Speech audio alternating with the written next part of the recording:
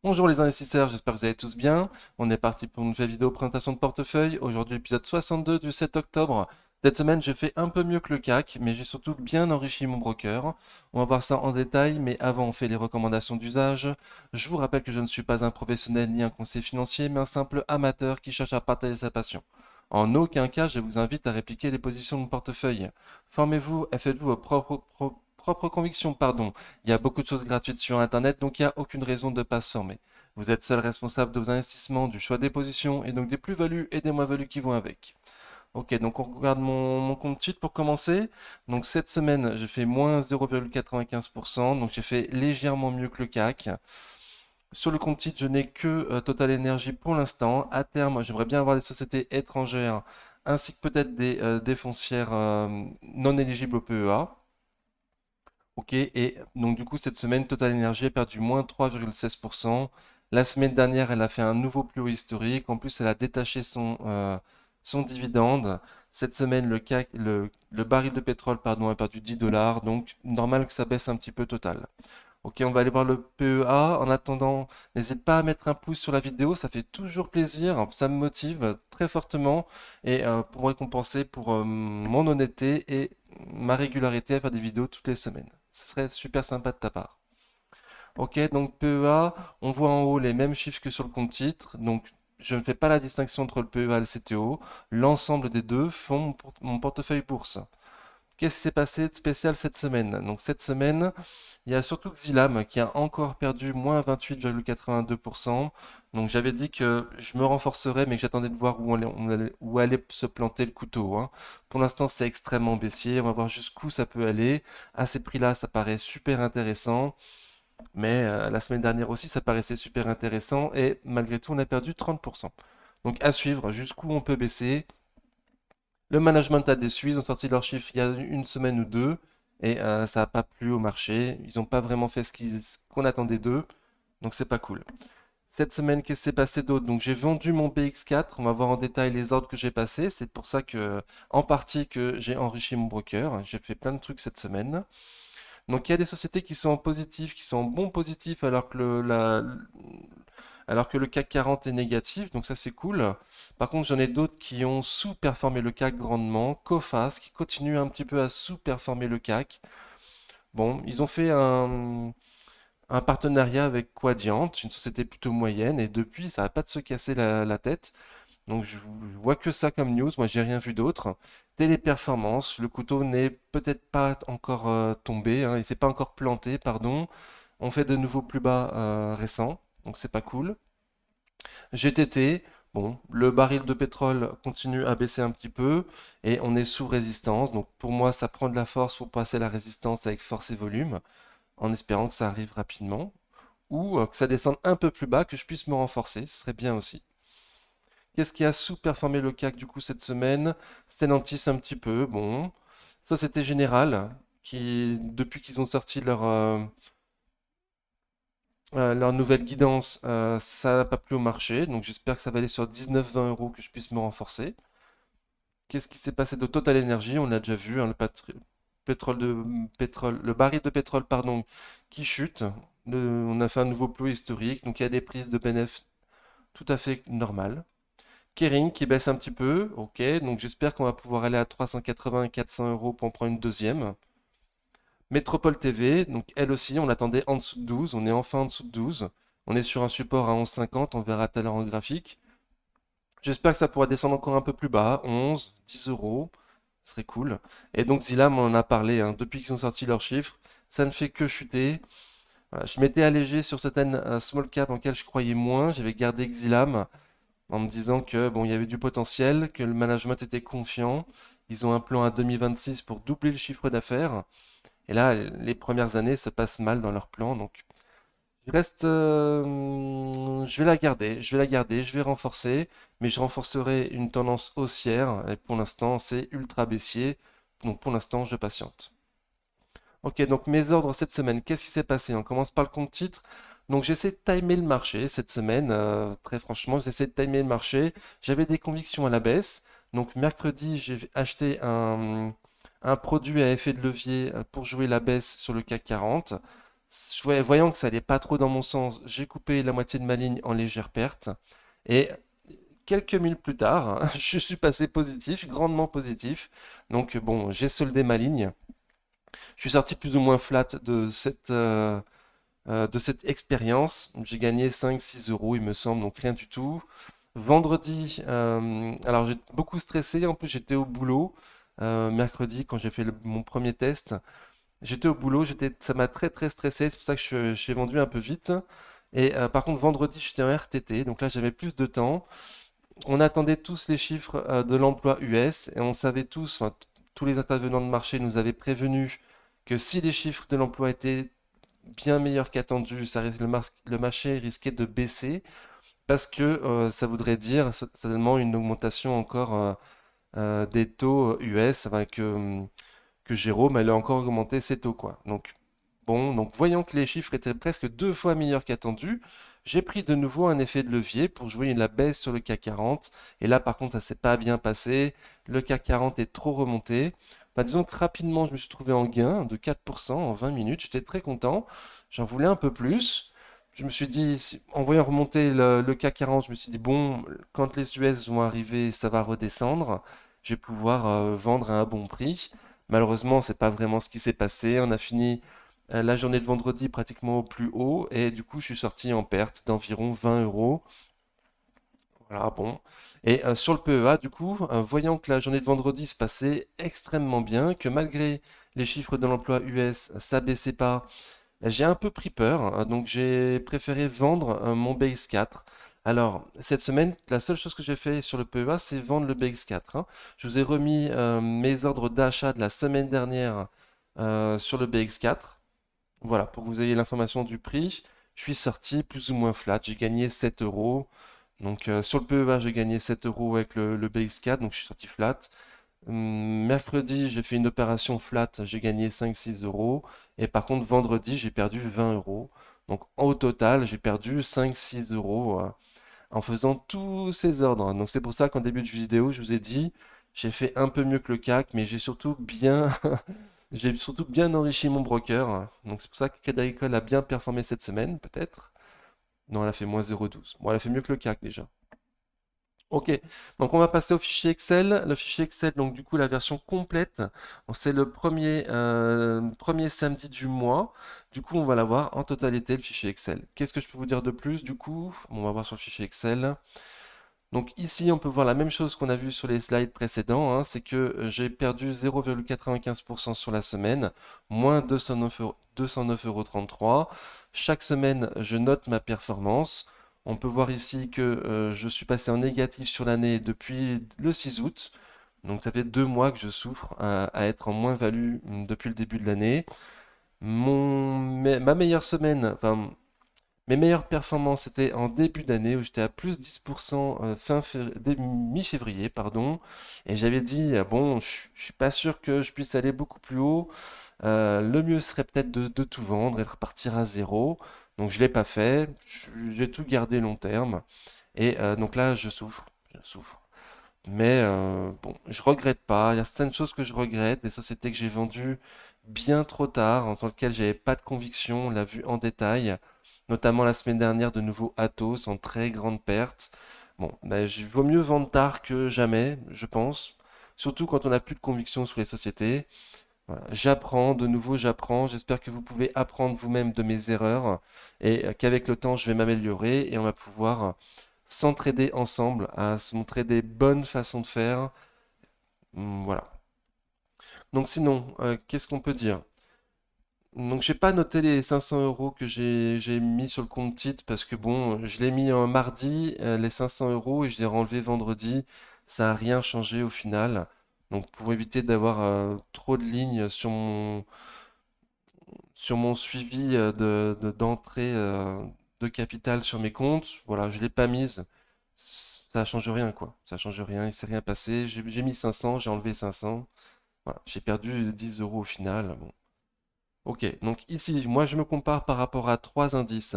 Donc depuis le début de l'année, je perds 7%. Ah, j'enlève ma tête, je vais essayer de m'en rappeler de la remettre. Depuis de l'année, donc du coup, je perds 7%, 1500 euros quand même, ça commence à faire beaucoup. Mon portefeuille a beaucoup J'ai mis 5 000 € cette année, donc mon portefeuille grossit et du coup les pourcentages deviennent de plus en plus importants.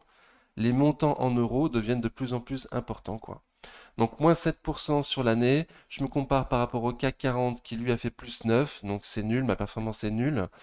Par rapport au CAC dividende réinvesti, donc le CAC GR, et il fait plus 12 et moi moins 7, donc c'est nul. Et le CAC Mines Small, lui, il a fait moins 4,5% depuis le début de l'année. C'est un peu plus proche de ma performance. Voilà, on se rappellera pour ceux qui ont suivi les vidéos depuis le début que j'ai commencé l'année 2023 avec pratiquement 70% de sociétés en mid and small et que du coup j'ai renforcé, j'ai acheté pas mal de sociétés en 2023 qui étaient des large caps pour avoir un fonds de portefeuille plus solide et moins volatile. Voilà, j'ai aussi vendu des small caps en grosse perte parce que j'ai moins de conviction. Ok. Donc voilà, quoi dire de plus? Donc j'ai 900 € de liquidité sur le PEA. Vous l'avez vu sur la slide précédente, c'est suite à la vente de mon Base 4. Cette année, j'ai apporté 5 000 € sur mes comptes bourse, enfin sur mon PEA, alors que j'avais prévu normalement seulement 2 500 €. J'ai plus trop de liquidité. Alors on verra tout à l'heure. La liquidité qui me reste, c'est mon épargne de précaution. Donc c'est pas une épargne qui était normalement réservée 100% pour la bourse. C'est plutôt en cas de panne de ma voiture ou de mon frigo. Mais bon, au cas où il y a un gros crack, j'ai quand même cet argent-là de côté. Voilà. Normalement, je devrais avoir une poche de liquidité sur le livret de développement durable spécifique pour la bourse d'environ 20%. C'est ce que moi je préconise sur la chaîne. Voilà, donc là je l'ai pas, j'ai trop acheté, j'ai été trop dépensier. Ma liste de courses n'a pas changé par rapport à la semaine dernière. Donc on va voir que j'ai un peu moins de 50% de liquidité suffisante pour acheter la totalité de cette liste de courses. Ok. Ma feuille de rendement, donc c'est là où je note tout ce que j'achète et pourquoi je l'achète, quand et pourquoi je l'achète. Pour éviter de changer d'avis en cours de route, ça m'est déjà arrivé. Donc c'est pour ça que maintenant je note quand et pourquoi. Et aussi vous, pour ceux qui prennent ma vidéo en cours de route, pour que vous puissiez savoir quand est-ce que j'ai acheté les sociétés et pourquoi je les ai achetées. Donc j'ai un objectif de rendement d'environ 5% sur la totalité du portefeuille, pardon. Là j'en suis à un peu moins de 4%. Donc dans le temps, j'espère arriver aux 5% environ. Et j'ai quand même un rendement supérieur au livret A. C'est quand même déjà bien. C'est quand même déjà bien. Uniquement en dividende, hein. Alors, j'ai une stratégie je souhaite avoir 50% de mes investissements dans une stratégie dividende et 50% de mes investissements en stratégie spécu, croissance ou autre, value. Pour l'instant, je suis plutôt bien. Je suis plutôt bien. Les 50% environ sont bien répartis pour l'instant.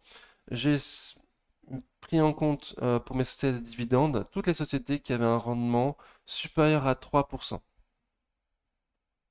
Voilà. Ok, donc à suivre. Donc le graphe par rapport aux sommes investies. Hmm, Donc c'est pour histoire de voir l'ensemble de mes portefeuilles, PEA et CTO, sur une seule et même page. Voilà, pour voir Total notamment, parce que c'est la seule société que j'ai sur le compte titre. Voilà, elle fait 5% de mon portefeuille. Voilà, et je suis pas hyper content de mes 5 premières lignes. C'est pourquoi j'ai souhaité avoir LVMH. Enfin, je suis un peu rentré un peu trop tôt sur LVMH, un peu trop vite. Mais parce que voilà, ça m'embêtait d'avoir en première ligne de mon portefeuille Atos quand je l'avais encore, Rework, Téléperformance, Orange. C'était le signe de mes échecs et de mes renforcements à la baisse, ce qui n'était pas une bonne chose. Donc là, je suis content d'avoir LVMH en première ligne de mon portefeuille. J'ai encore prévu deux cartouches. Jusqu'à présent, je disais une, mais bon, du coup, je me préserve encore deux cartouches pour LVMH. Si je retourne à 700 €, il y a de fortes chances que je tire une cartouche. Et la deuxième sur les 670, 680. Voilà. Et par contre, quand on reviendra sur les 900 €, peut-être 1000, là, je m'allégerai. Le but, normalement, c'est de pas avoir plus de 10% par ligne. Mais bon, sur LVMH, quand même, je vais peut-être faire un effort et avoir plus que 10%. Il me semble que c'est pas prendre un grand risque. Voilà. Sinon, c'est plutôt bien diversifié, je trouve. J'ai pas, voilà, mon portefeuille est plutôt bien diversifié, il me semble. On va voir ça en détail. Donc ça, c'est le même graphe, mais c'est les sommes réelles. Donc c'est les sommes réelles mises à jour à vendredi. Donc il y a des légers changements et surtout ma liquidité, du coup, voilà ce que je vous disais, c'est que normalement je devrais avoir 20% de liquidité sur livret développement durable, dédié à 100% au PEA. Bon, donc je les ai plus, j'ai trop dépensé, j'ai mal géré mon cash, donc j'ai quand même de l'épargne de précaution. Mais voilà, mais donc si jamais il y a un gros problème, si jamais on tombe au bon prix sur les sociétés pour que je me renforce, Amundi à 48 euros, LVMH à 700 puis à 670, Air Liquide vers les 150, un peu en dessous, bah, j'utiliserai cet argent qui normalement n'est pas spécialement prévu pour la bourse, voilà, pour des bonnes occasions, mais il faut vraiment avoir des bonnes occasions. Voilà, donc je vais essayer de moins dépenser ces temps-ci, être plus exigeant, parce que j'ai pas mes 20% de liquidité attendus sur la chaîne. Enfin, spécifique pour le PEA. Donc là, j'ai que 18%. Voilà, il faut pas que ma voiture du coup tombe en panne. Alors, la répartition par secteur. Donc d'après la standardisation GIX, je sais pas trop comment dire, on peut voir qu'il me manque des secteurs. Les biens de consommation courante, j'avais commencé des lignes sur Pernod Ricard et sur L'Oréal, mais j'ai vendu. Voilà, j'avais pas assez de cash, donc j'ai préféré vendre. Donc il me manque les biens de consommation courante, les matériaux avec Air Liquide. J'ai pas encore commencé ligne, ce serait bien que je commence. Les services de collectivité et l'immobilier. J'ai beaucoup de mal avec ces deux secteurs, donc je sais pas trop comment je vais m'en sortir, mais il est probable que je prenne des ETF pour ces secteurs, parce que j'aime pas trop ces sociétés, je les trouve vachement endettées, que ce soit dans l'immobilier ou le service de collectivité. Donc voilà, peut-être que je vais prendre des ETF pour ces secteurs, et peut-être même que je vais prendre des ETF sur des marchés étrangers. Voilà, peut-être un ETF sur les rates aux États-Unis, par exemple, pour me diversifier aux États-Unis un petit peu. Hmm, Parce que pour l'instant, dans mon plan, il n'est pas prévu de ETF SP500. Et pourtant, ça serait bien. Ça serait bien. Donc j'y pense aussi. Mais je peux pas tout faire. Ma liquidité est limitée. Donc j'ai quand même une bonne capacité d'épargne chaque mois. Donc ça va évoluer d'ici la fin de l'année prochaine, quoi. Mais à suivre, du coup. Je sais pas trop comment je vais faire. Mais je souhaiterais quand même avoir tous les secteurs.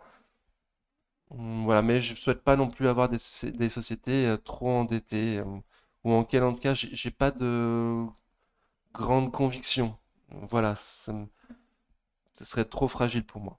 Et je suis un peu, j'ai trop de sociétés et de services de communication. J'ai renforcé grandement à la baisse Téléperformance et Reworld Media. Du coup, maintenant ce secteur est un peu disproportionné par rapport aux autres. Donc ça m'embête, mais bon, ça va pas se résoudre tout de suite, hein. Je m'attends pas à ce que Téléperformance et Reworld Media explosent à la hausse du jour au lendemain, après la grande baisse qu'elles sont en train de subir, hein. Elles sont toujours en baisse. Donc je m'attends pas à pouvoir m'alléger rapidement. Et Métropole TV, elle aussi, baisse fortement. Et elle, par contre, je vais grandement la renforcer, quoi, pour faire baisser mon PRU et augmenter la taille de mes dividendes. Donc ce secteur va encore continuer à grandir malheureusement. Voilà, mais après je m'arrête, hein. Faut que absolument que je renforce les autres secteurs. Voilà, je souhaite pas avoir un secteur qui fasse plus de 25% normalement. Donc là, il est un peu disproportionné. J'ai renforcé à la baisse des couteaux qui tombent, un peu trop fort, un peu trop vite. À suivre. Donc voilà si mon graphe par rapport aux tailles des entreprises. Comme je disais tout à l'heure en début de vidéo, au début de l'année, j'ai commencé avec 70% de mid and small. Donc ce qui a fortement contribué au fait que j'ai fait une très mauvaise année. Donc je me suis renforcé grandement sur les large caps, comme on a pu le voir du coup sur mon graphe pour quand et pourquoi j'ai acheté les sociétés.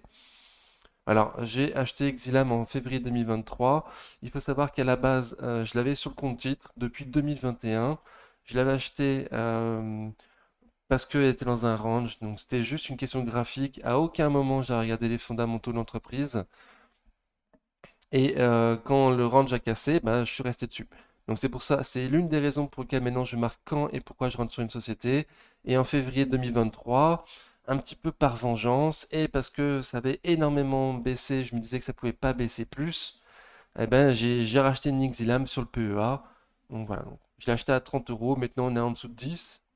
Et de nouveau, je n'avais pas regardé les fondamentaux en février 2023, comme pour Atos d'ailleurs. Donc voilà, donc je pense que 100% des gens qui sont rentrés sur Atos et Alstom, on peut même dans le même panier, n'ont pas regardé les fondamentaux.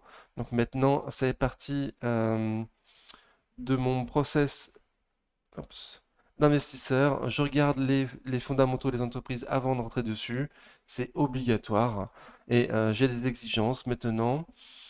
Notamment, je veux avoir une croissance du chiffre d'affaires supérieure à 8%, une croissance du résultat net supérieure à 8%, qu'il faut qu'il y ait de la dette dans l'entreprise, surtout avec la remontée des taux, mais s'il n'y a pas de dette, s'il n'y a pas de trésor, pardon, il faut que la dette soit inférieure à 3 fois le résultat net. Je souhaite avoir une croissance du free cash flow supérieure à 8%, des marges brutes supérieures à 40%, des marges nettes supérieures à 10%, un retour sous capitaux propres supérieur à 10%, un retour sous capitaux investis supérieur à 10% et un payout ratio inférieur à 50%. Donc voilà. Alors, l'une de mes dernières sociétés rentrées, par exemple, c'était Sanofi. Elle ne respecte pas l'entièreté de mes critères, mais déjà beaucoup plus que Atos, par exemple, que j'ai vendu la semaine dernière, il me semble. Donc voilà, je regarde maintenant tous ces critères-là avant d'entrer dans une société, et je trouve que ça, c'est beaucoup mieux, quoi. J'aurais jamais dû rentrer sur certaines sociétés uniquement sur le graphique, ou en tout cas, si c'était le cas, vendre ma ligne une fois que graphiquement, ça se passait plus comme je pensais, quoi. Donc bon. Donc voilà, on s'améliore. Hop, je remets ma tête avant d'oublier. Donc je pense qu'on a tout vu. Donc la répartition par graphique, on l'a vu. Maintenant, je suis à 50% de large. Et il y a beaucoup de sociétés de large cap sur lesquelles je compte me renforcer. Les mid cap aussi. Et dans les mid cap, il y a surtout Métropole TV. Voilà, le reste, pas trop. Coface, éventuellement, si on va sur les 9 euros. Sinon, les small cap, pour l'instant, je vais y aller mollo. Et par contre, dans les mid cap, effectivement, la totalité des sociétés, je compte me renforcer si on va plus bas, quoi.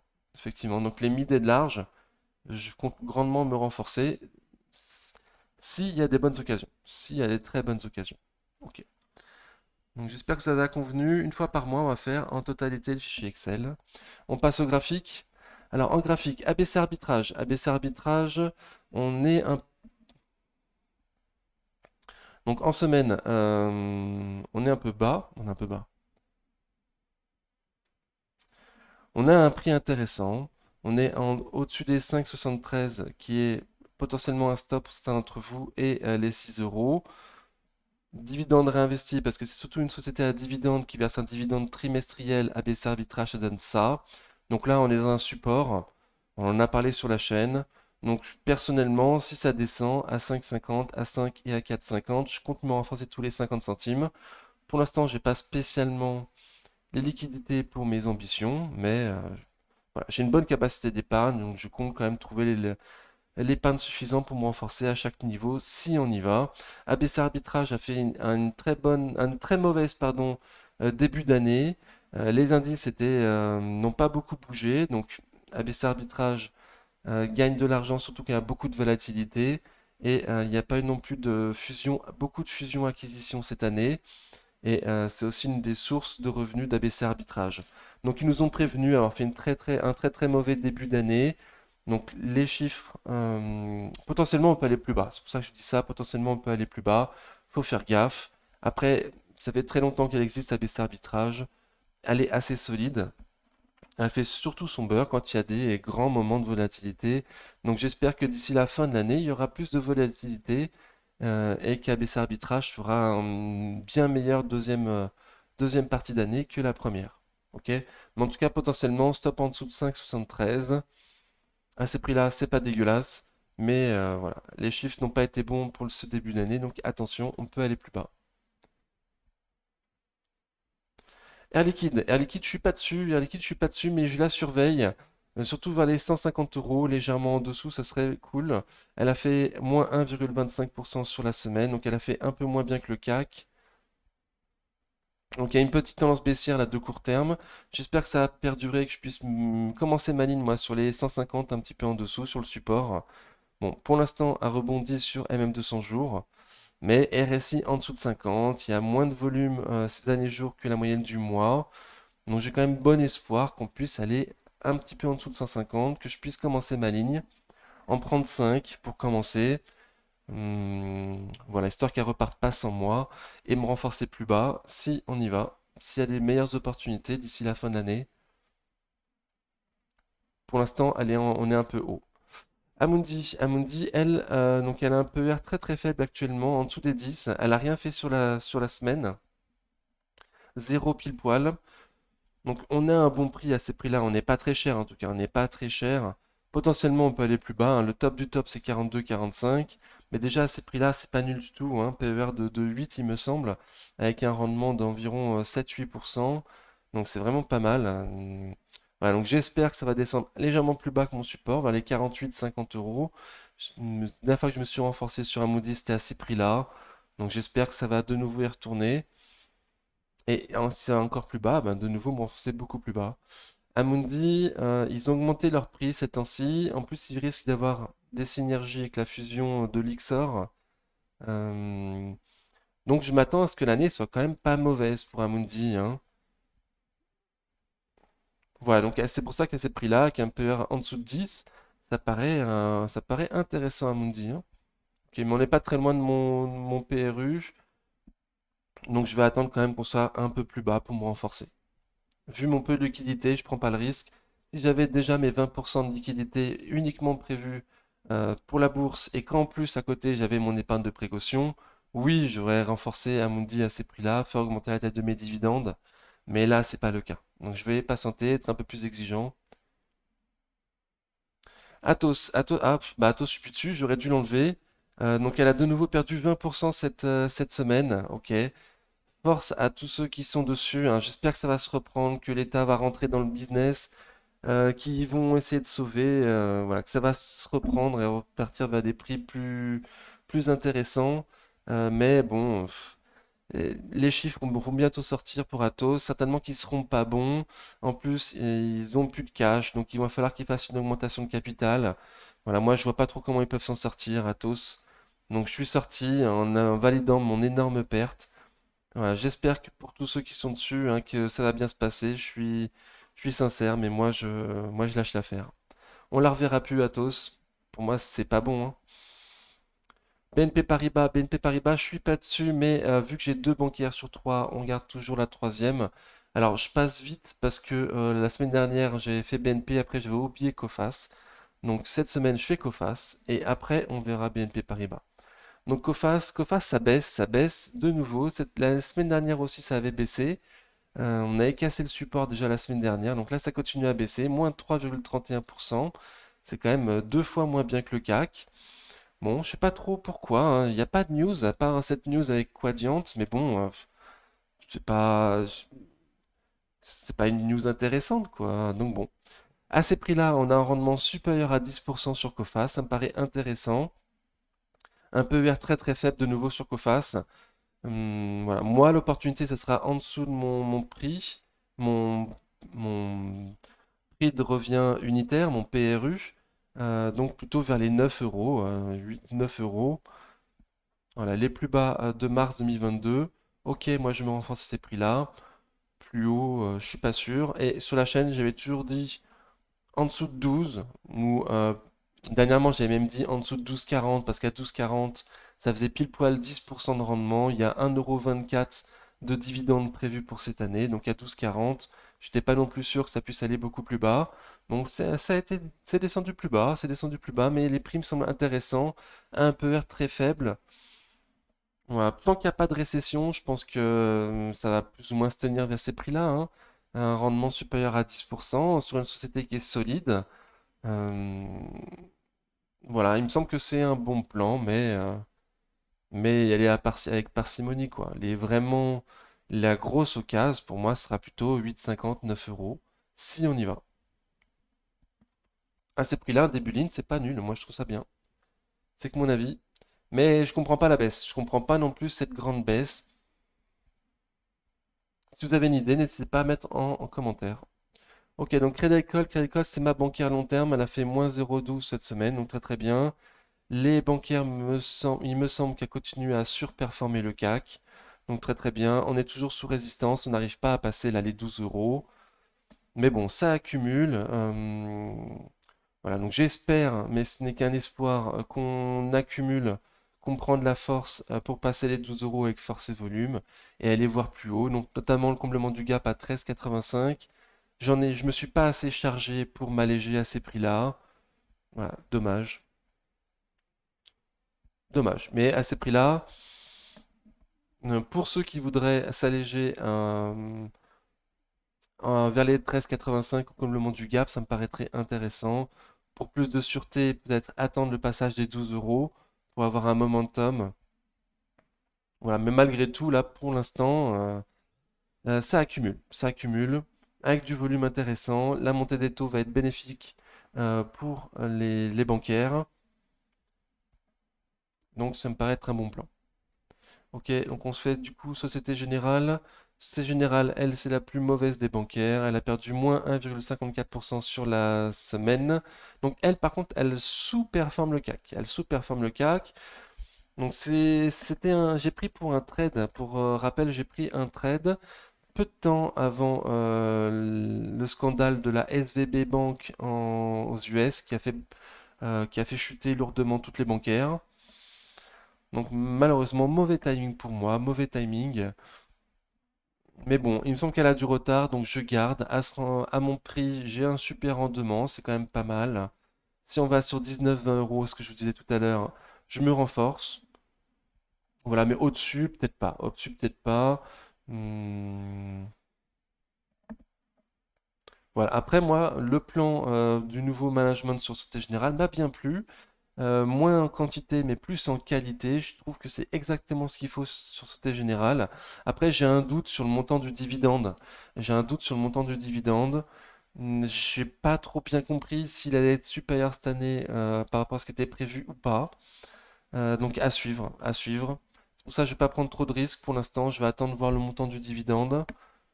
Mais à 19-20 euros, il me semble qu'il n'y a vraiment pas trop de risques à ces prix-là. Donc là, je veux bien, mais au-dessus, peut-être pas. J'ai hésité, la semaine dernière je vous disais que j'hésitais à ces prix-là, c'est pas non plus nul. Mais bon, j'ai peu de cash. Je vais plutôt garder mon cash pour les sociétés de meilleure qualité comme LVMH, Kering, Air Liquide, Pernod Ricard, Société Générale. Bon voilà, c'était un swing un peu foireux parce que je m'attendais pas au problème de la SVB Bank. Hein. C'est une mauvaise news qui a fait grandement chuter, qui a fait perdre du temps sur Société Générale. Société Générale, c'est la plus en retard des bancaires.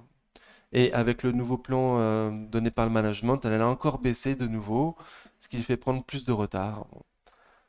Donc je vais être prudent, attendre seulement 19-20 euros. Ok, et là, bon, c'est toujours baissier, hein, c'est toujours baissier. RSI très très faible, sous la moyenne mobile court terme, ça accumule pas.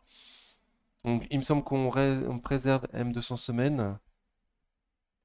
Oui, on préserve M200 semaines, mais de justesse. Voilà, rien ne dit que la semaine prochaine on va pas pouvoir casser M200 semaines, aller voir plus bas.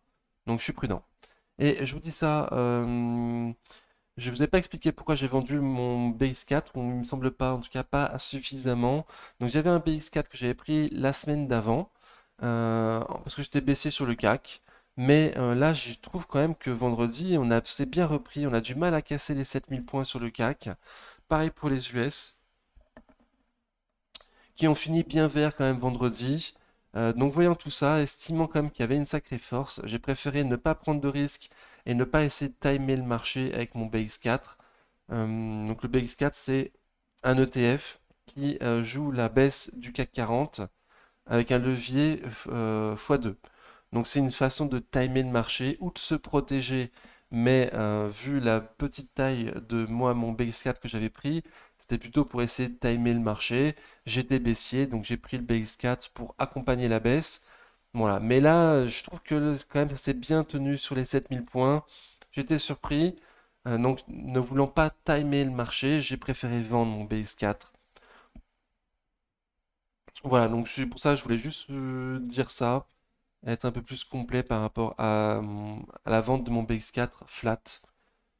Parce que je suis pas du tout sûr que lundi on n'ouvre pas sur le CAC 40 en gap haussier quoi. J'étais vraiment surpris de la journée de vendredi où les chiffres US qu'on attendait tous toute la semaine, on a attendu les chiffres de l'emploi US de vendredi et quand ils sont arrivés, c'était beaucoup plus fort qu'attendu, pratiquement le double et pourtant, le CAC et les US ont monté. Donc très surprenant.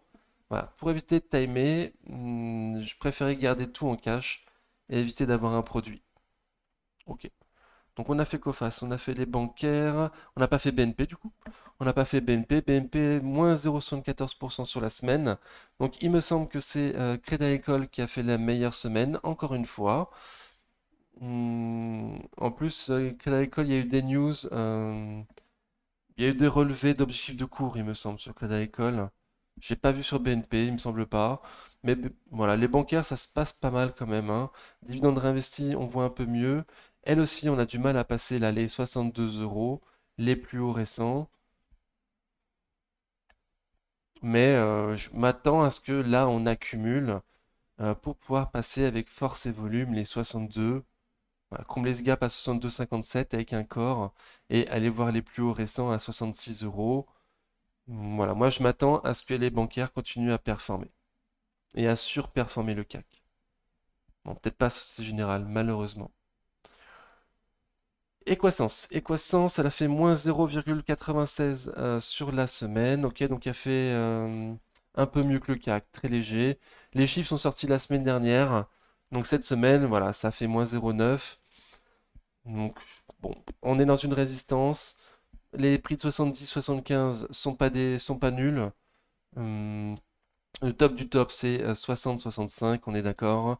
Donc j'avais proposé les quatre prix pour rentrer sur Equasens. 75, 70, 65, 60, un achat en 4 fois. Voilà, mais bon, donc du coup là, depuis la sortie des chiffres, ça n'a pas fait grand-chose. RSI toujours en dessous de 50 avec du volume normal. Donc je m'attends à ce que ça baisse quoi. On est sous la moyenne mobile court terme, sous M200 jours. Je m'attends à ce que ça baisse, qu'au moins on aille voir les 70 euros. À voir sur 70 euros aussi, il y a un support qui tient et qu'on rebondit. Ou si ça se fragilise et qu'on va aller potentiellement voir les 65 euros à suivre. Moi, voilà, je trouve ça plutôt faible. Il me semble que la force sur Equasens est plutôt faible. Donc je suis plutôt pour la baisse. Voilà. À ces prix-là, c'est pas des prix nuls, hein. Mais on n'est pas loin de mes objectifs de cours. Donc prudence, prudence. Le top 60-65 si on y va. Eurofins scientifique, ça continue à baisser. À ces prix-là, ça paraît intéressant, mais c'est quand même un peu cher quand même, hein. On a perdu moins 1,05% sur la semaine, donc comme le CAC. Mais c'est très baissier. On a fait un plus bas que les précédents.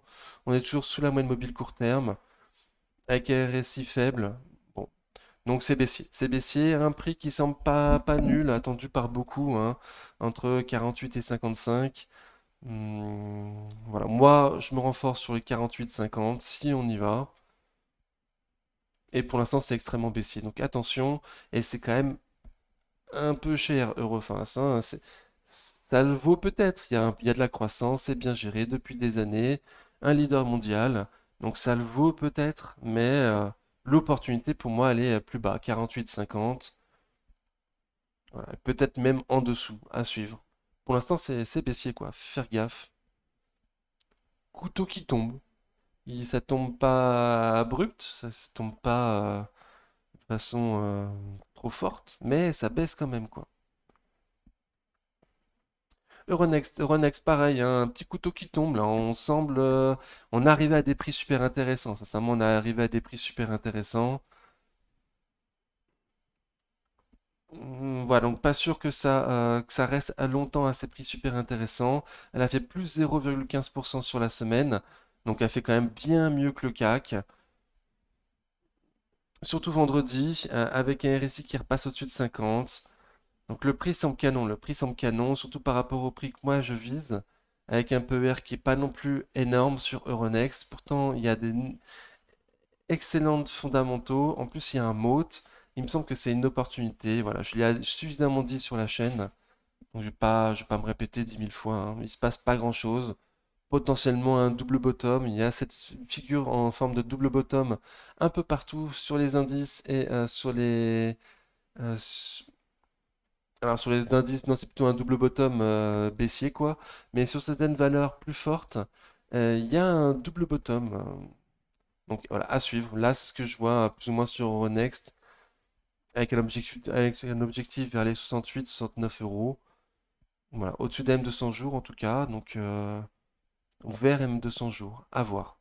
Bon, je passe, j'ai suffisamment dit hein, sur cette chaîne que Euronext est un super prix. Graphiquement, ça se cherche. Le top du top, c'est 60-61 euros. Beaucoup l'attendent vers ces prix-là, mais allons-nous y aller? Aucune idée quoi.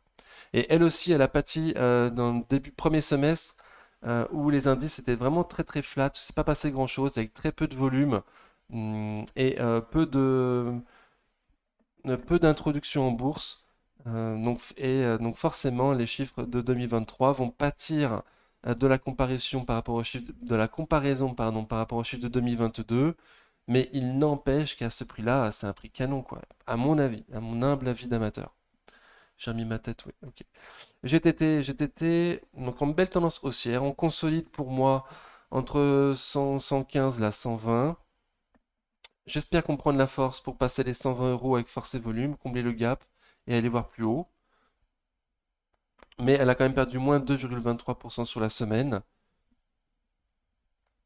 Mais par rapport aux objectifs de cours que je lui trouve, je le trouve encore très très bas, hein. Très très bas. En plus, il y a la visibilité jusqu'en 2025, en tout cas suffisante pour moi jusqu'en au moins 2025. Donc c'est quand même pas mal. Voilà, donc je m'attends à ce que ça performe dans les semaines, mois à venir. Voilà, mais potentiellement ça retourne en dessous de 110, même un petit peu en dessous de 110. Je me renforce. Déjà là, jeudi, c'est descendu à 111. Sincèrement, j'étais devant là à 111 euros. J'ai grandement hésité à en prendre 2, 3 de plus. Voilà, il me semble qu'à ces prix-là, c'est vraiment encore une occasion. On a la chance de pouvoir l'avoir encore pas trop cher, GTT. Voilà. Donc, pour moi, consolidation au-dessus des 23,6 de Fibo. Donc c'est très très beau. Ça peut même aller jusqu'au 38 de Fibo sans problème, hein, vers les 108 euros. Ça sera toujours très très beau. Donc à suivre. Kering, elle s'abaisse. Moins 1,52% sur la semaine. Donc on fait moins bien que le CAC. Oups. On fait moins bien que le CAC. Bon. Donc les chiffres vont sortir bientôt, le 24 octobre. Je m'attends pas à ce qu'il soit super bon. Il y aura que un mois. euh, Ouais, c'est ça. Un mois et demi entre le défilé du nouveau directeur artistique et les chiffres qui vont sortir. Donc je m'attends pas à ce qu'il soit super. Voilà, donc potentiellement, j'espère avoir l'occasion qu'on puisse descendre plus bas entre 380 et 400 euros pour pouvoir en prendre une deuxième. Et en espérant que à partir de mi-janvier, quand il y aura un trimestre complet avec la nouvelle collection du nouveau directeur artistique sur Gucci, que là on puisse voir de la croissance, une belle croissance et que les cours puissent remonter. C'est mon scénario, donc à suivre. Pour l'instant, c'est extrêmement baissier. Le prix paraît super intéressant. Voilà, vu les marges de la société, vu les noms, ça me semble intéressant. En plus, le management euh, fait des pieds et des mains ces temps-ci quand même pour racheter de nouvelles marques, des marques fortes, Valentino, les parfums Creed, voilà, et d'autres certainement à venir. Donc voilà, le management me paraît top, les marges me paraissent top.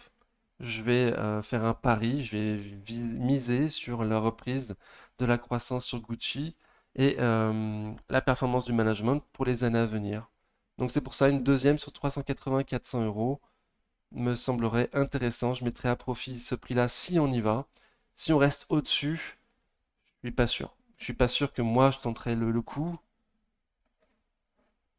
Voilà, j'ai très peu de cash encore une fois, donc je vais être hyper exigeant. Donc 380-400, pas au-dessus. L'Oréal, je suis pas dessus, je suis pas dessus. Elle a fait plus 0,25% sur la semaine, donc elle fait bien mieux que le CAC. On est quand même passé en dessous de la M200 jours, on est quand même en dessous de la moyenne mobile court terme, on n'arrive pas à reclôturer au-dessus, avec un RSI en dessous de 50. À ce prix-là, L'Oréal, on est cher. On est pas, on est au-dessus des 25 de PER, je sais plus combien exactement, mais il me semble 27, 28. Donc on est cher encore sur L'Oréal. Donc L'Oréal, c'est normal qu'elle soit chère. Moi, je vais l'attendre plus bas. 370, 375, potentiellement un début de ligne. Je vais voir. Le top, ce serait 350, mais pas sûr qu'on y aille. Donc je vais voir. À suivre. Société de biens de consommation pour moi, L'Oréal. Donc avec Pernod Ricard, je les surveille, savoir si je rentre pas une ligne. Mais de nouveau, peu de cash, donc je vais être hyper exigeant. Peut-être un peu trop. Mais PER de 30 sur L'Oréal, donc si c'est pas maintenant que je rentre dessus, ce sera un moment où il y aura un crack. Et là, je pense l'avoir moins cher. À suivre. Légère baisse pour l'instant, je vais espérer que ça continue. Lumibird, donc je suis dessus, moins 0,84% sur la semaine, très bien. Donc elle a sorti ses chiffres, déjà il y a 2 semaines. Depuis, ça se tient, autour des 14 euros. Bon, il n'y a pas non plus énorme de force, hein. RSI un coup en dessous de 50, mais plutôt en dessous de 50, sans trop de volume, voilà, sans accumuler non plus. Donc le prix paraît plutôt juste, sans être non plus une occasion spécifique. Donc je vais attendre une occasion plus importante moi pour me renforcer. Si je me renforce, peut-être les 13, mais plus sûrement les 12. Voilà, au-dessus de 12, 13, je vais en rester là sur Lumibird pour l'instant. Pour l'instant. J'ai un objectif de cours sur mon PRU. Donc je vais aller de nouveau peu de cash. Donc je vais attendre une grosse opportunité. Ça se tient. Moi je m'attends à ce que ça puisse aller plus bas, quoi. Avec ou sans crack, l'opportunité pour moi elle est plus basse. LVMH plus 1,98% sur la semaine. Donc elle fait beaucoup beaucoup mieux que le CAC. Les chiffres sortent mardi sur LVMH. Le T3 sort mardi. Je pense qu'ils seront bons. Il n'y a aucune raison de penser qu'ils seront moins bons. Il y a moins de consommation effectivement en Chine, aux États-Unis, mais c'est la masse qui consomme moins, quoi. Est-ce que les riches, eux, ils ont réduit leur consommation de produits de luxe? Là, je suis moins sûr. Donc pour moi, ils seront bons à suivre. À suivre. En tout cas, je veux pas prendre le risque. C'est en partie pour ça que j'ai vendu mon BX4. Parce que mardi, si les chiffres de LVMH sont bons et que ça rassure le marché, ouais, il est probable qu'on retourne au-dessus des 750. Voilà, donc j'espère, quelque part, j'espère qu'ils seront pas très bons et que je puisse me renforcer sur 680, 700 euros si on y va, quoi. 670, 700 euros si on y va, à suivre. Pour l'instant, c'est baissier. Il y a quand même eu un bon rebond vendredi, là, ce qui a permis au CAC de bien finir la semaine en accumulant. Bon, avec un RSI qui est en dessous de 50, mais il y a quand même du volume intéressant. Et le prix à ce prix-là me paraît canon, moi aussi. Le prix me paraît canon, donc à suivre. Mardi, le chiffre, mardi. Métropole. Métropole a fait moins 3,26% sur la semaine. Super, très très bien.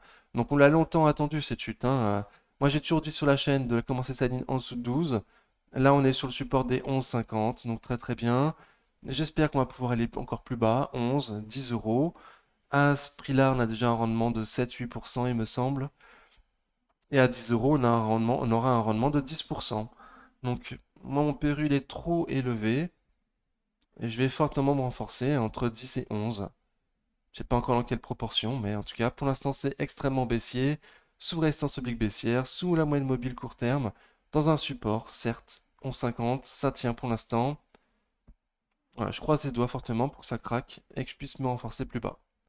On est toujours on est au prix que j'attends pour 2024-2025, hein. Donc, d'après les fondamentaux, d'après mes fondamentaux, mes recherches à moi, Euh, Ah d'ailleurs, je vois que j'ai pas noté quel PER j'avais choisi pour Métropole.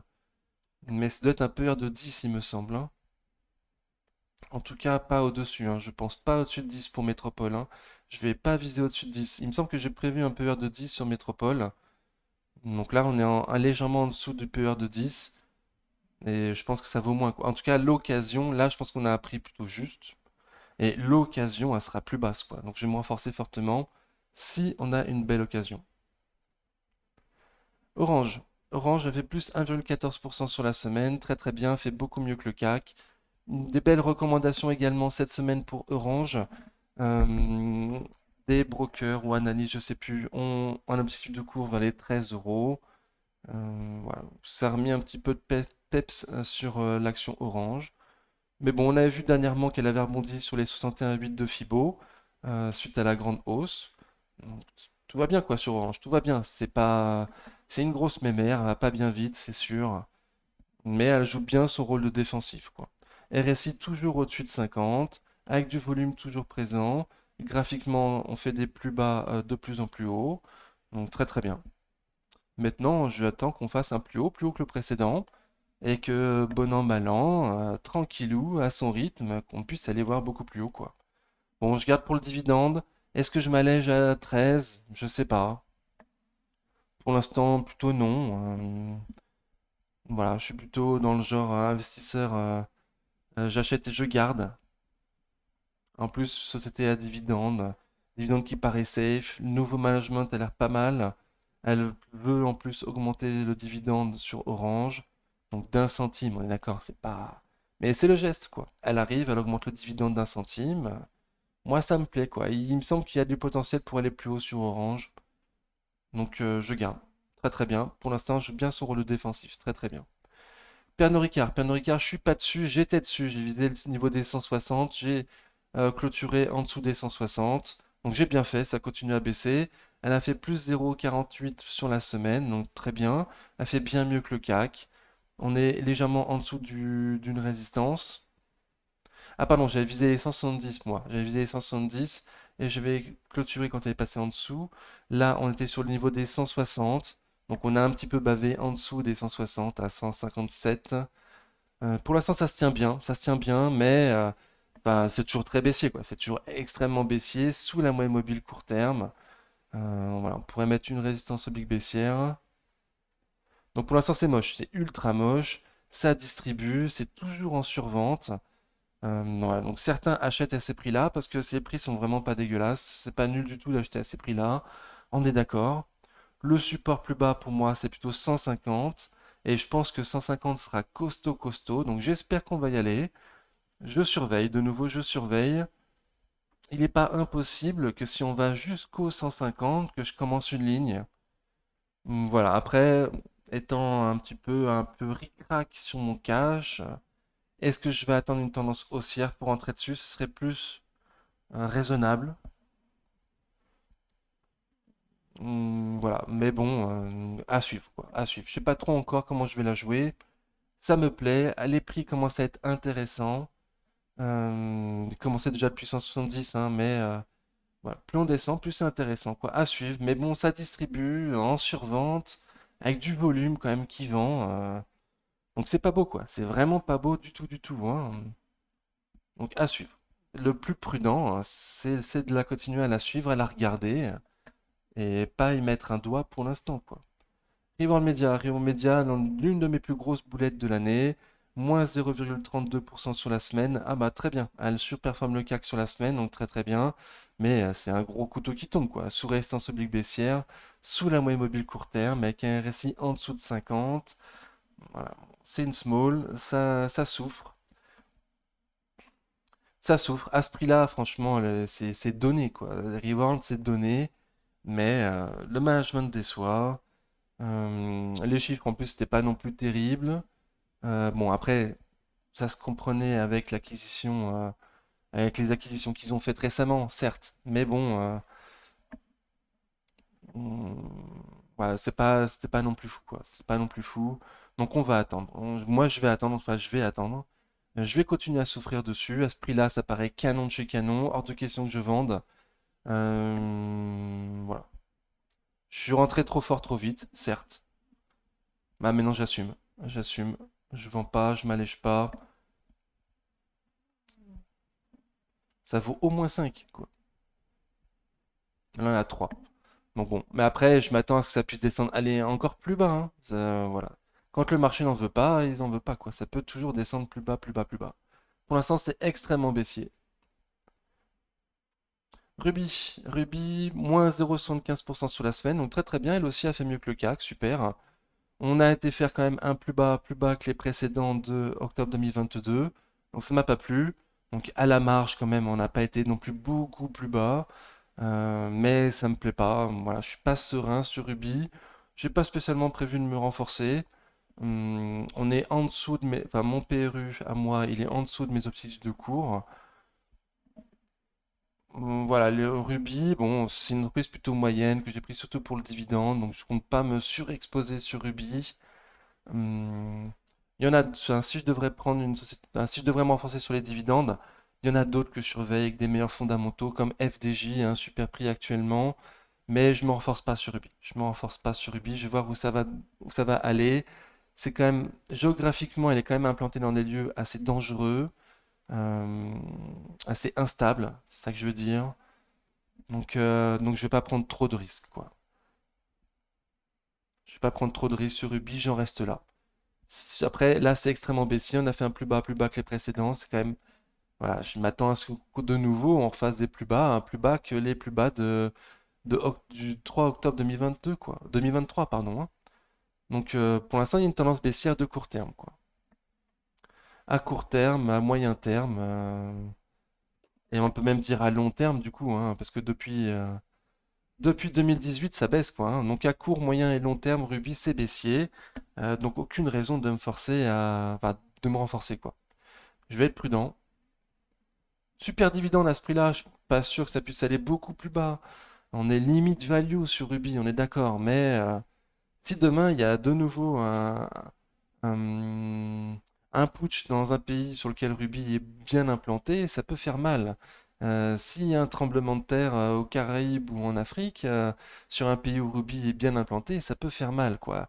Ruby est fragile et à la moindre mauvaise news, ça peut casser, quoi. Donc faire gaffe. Voilà, très baissier. Sanofi, ma dernière entrée, je suis rentré dessus le 11 septembre, donc il y a un peu moins d'un mois. Pour l'instant, ça fait rien du tout. Ça fait quand même mieux que le CAC, plus 0,71% sur la semaine, donc très très bien. Ça joue son rôle de défensif. Perso, j'ai un stop en dessous des 97,50 et je suis pas sûr de le respecter parce qu'à 97,50 ce serait quand même un bon prix sur Sanofi. Le top du top, c'est évidemment les 80 euros, mais pas sûr qu'on y aille en dehors d'un crack. Donc voilà, c'est société défensive en tendance haussière court moyen terme, court moyen long terme. Société en tendance haussière de court moyen long terme sur Sanofi, c'est rare. Voilà, en plus secteur santé, j'en ai pas beaucoup, donc c'est pour ça que je suis rentré dessus dernièrement. J'espérais qu'elle me fasse surperformer le CAC. Donc pour l'instant, on est légèrement en dessous de mon PRU. Bon, mais j'espère qu'on prend de la force, qu'on accumule de la force pour pouvoir passer les plus hauts récents, là, à 102 euros, 105 euros, pardon. Plus haut récent, plus haut historique? Bon, plus haut récent. Les plus hauts historiques sont légèrement plus hauts, là, à 106 euros. Ouais, c'est ça. Donc je m'attends à ce qu'on puisse faire des nouveaux plus hauts historiques sur Sanofi. Après, il va falloir que la tendance reprenne un peu plus haussière sur le CAC, hein, euh, pour que ça performe mieux. Donc peut-être d'ici la fin de l'année. Voilà, grosse conviction fondamentale. J'ai mis très longtemps à rentrer dessus. Jusqu'à présent, moi, j'aimais pas. M'a déçu lors du Covid. C'est quand même l'une des cinq, enfin l'une des majeures des pharma qui n'a pas trouvé de vaccin contre le Covid et qui n'avait pas de partenariat avec une société qui a trouvé le vaccin. Donc, elle m'a déçu, mais donc c'est pour ça que j'ai mis très longtemps à rentrer dessus, mais il faut avouer que fondamentalement, c'est magnifique. Elle est pas trop chère à ces prix-là. Et elle a largement du potentiel pour aller plus haut. Voilà, donc je reste confiant. Et mon stop, je vais pas le respecter. Société Générale, donc on l'a déjà vu. Stellantis. Stellantis, elle a fait moins 1,16% sur la semaine, donc il me semble que ça fait légèrement moins bien que le CAC.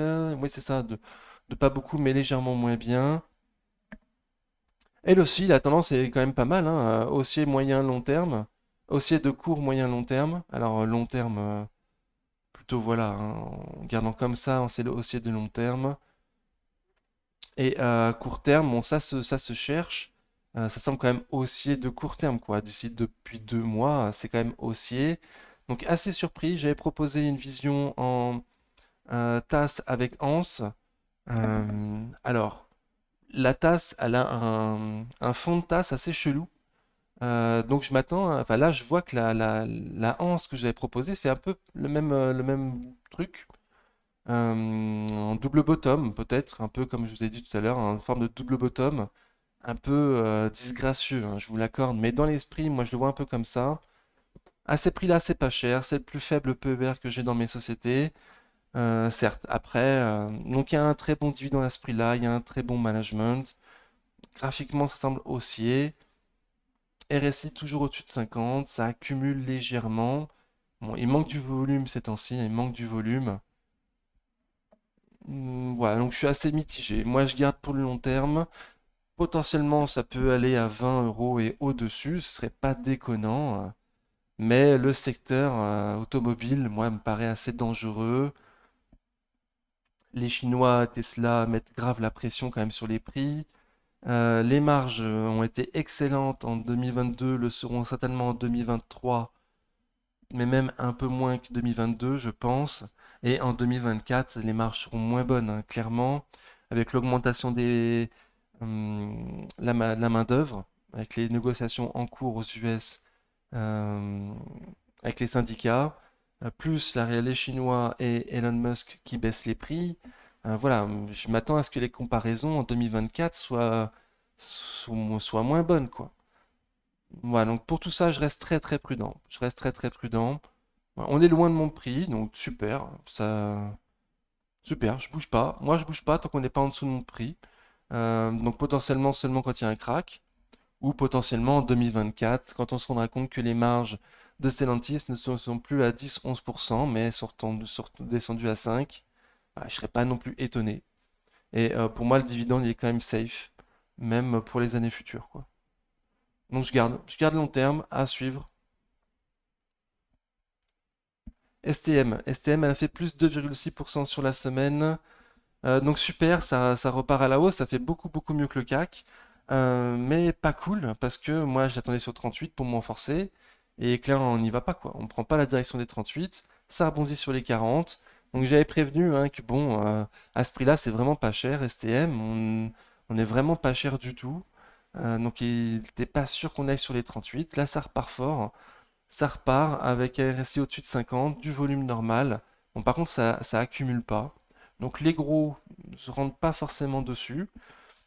Donc j'ai quand même l'espoir encore qu'on se tâte la tête dans la résistance, qu'on fasse un test des 200 jours et qu'ensuite on puisse aller voir plus bas. À suivre. Certainement aussi que les indices donneront un petit peu la tendance. Si ça va pas du tout au niveau des indices, tellement qu'STM, on aura plus de chances de la revoir sur 38, quoi. Alors que si les indices repartent à la hausse, voilà, il y a plus de chances que STM, on la revoit pas sur les 38. Encore une fois, aucune idée de où vont les indices pour les semaines à venir. Là, ça me paraît extrêmement fort le marché. Je comprends pas pourquoi il est aussi fort, hein, donc à suivre. Voilà, pour l'instant, moi, j'ai plus de conviction, quoi. Sur les marchés, je veux dire, sur les indices. STM, j'ai une forte conviction. À ce prix-là, c'est un super prix. Après, graphiquement, où ça va aller, ça, j'en sais rien. Ok, je pense avoir été clair, hein. Téléperf, le couteau continue à tomber, hein, moins 1,51% sur la semaine, donc ça fait moins bien que le CAC. On a été faire des plus bas que les précédents, hein, donc, voilà, on est sous la moyenne mobile court terme. RSI toujours faible en dessous de 50, avec du volume normal, certes, dans un support. Pour l'instant, on préserve M200 mois. On n'a même pas été testé M200 mois à 109 euros. Non, 109,34. Donc pour l'instant, on n'a pas testé. Donc à voir. Pour l'instant, ça baisse à un prix qui semble pas nul. Voilà, mais après, on va laisser tomber, quoi. On va laisser tomber le couteau. À suivre. Total. Total, donc moins 3,16% sur la semaine. Donc j'ai la ligne sur le PEA et sur le compte titre.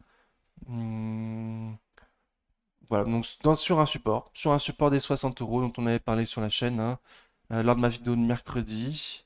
Donc on était sur un support, le support il tient bien pour l'instant. À ce prix-là, c'est pas dégueulasse, Total Energy. Moi j'ai des biais d'ancrage très forts, à 30, à 32 et à 52 euros de PRU. Ça m'embête de racheter à 60. Mais, euh, mais c'est quand même pas cher à ce prix-là, quoi. C'est quand même pas trop cher. Donc à voir, à suivre. Jusqu'où le baril de pétrole peut descendre, jusqu'où Total peut descendre.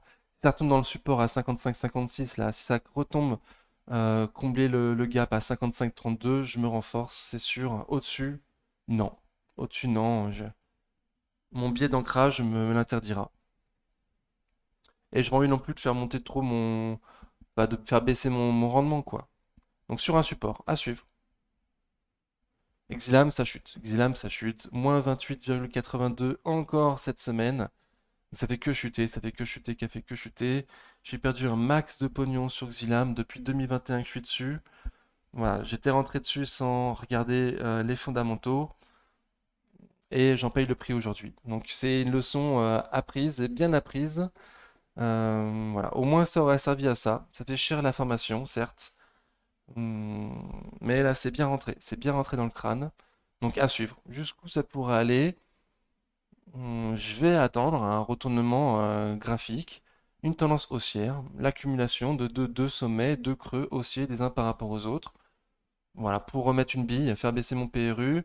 À ce prix-là, fondamentalement, c'est pas cher, hein. Mais des sociétés qui sont pas chères, il y en a plein. Peuvent le rester longtemps en plus. Voilà. Le management déçoit. Jusqu'à présent, il y avait une bulle. Jusqu'à présent, il y avait une bulle, on est d'accord. Mais le management avait des bons plans, ça se passait plus ou moins bien. Là, on rentre dans le dur du plan du management. Les années passent et on voit toujours pas d'augmentation du résultat net. À chaque fois, il y a une bonne raison, certes. À chaque fois, on prévoit la croissance future, certes. J'y crois. À l'animé, que ce soit pour adultes ou pour enfants, je, je pense que ça a de l'avenir. Je pense que Xilam est bien placé, qu'ils ont des bons artistes. Je pense qu'ils font du bon travail et que ça va performer. Il y aura toujours une demande importante de contenu multimédia. Donc sur un bon secteur, hein, une belle entreprise. Voilà, maintenant il faut délivrer quoi. Maintenant il faut délivrer. Et voilà. Donc une piécette, un retournement graphique. Et voir après que les fondamentaux suivent ce qu'a prévu le management. Pour peut-être remettre plus ou pas à suivre. Voilà. Mais bon là, ça distribue à mort, en survente, avec gros volume. C'est pas beau, c'est pas beau du tout. Ok, donc j'espère pas avoir été trop long et d'avoir été bien complet. J'espère que ça vous a convenu. N'hésitez pas à mettre un pouce. Si tu veux continuer à me suivre, n'hésite pas à t'abonner également. Je le dis jamais, mais là j'y pense. Voilà, donc merci beaucoup à tous et prenez soin de vous. Ciao.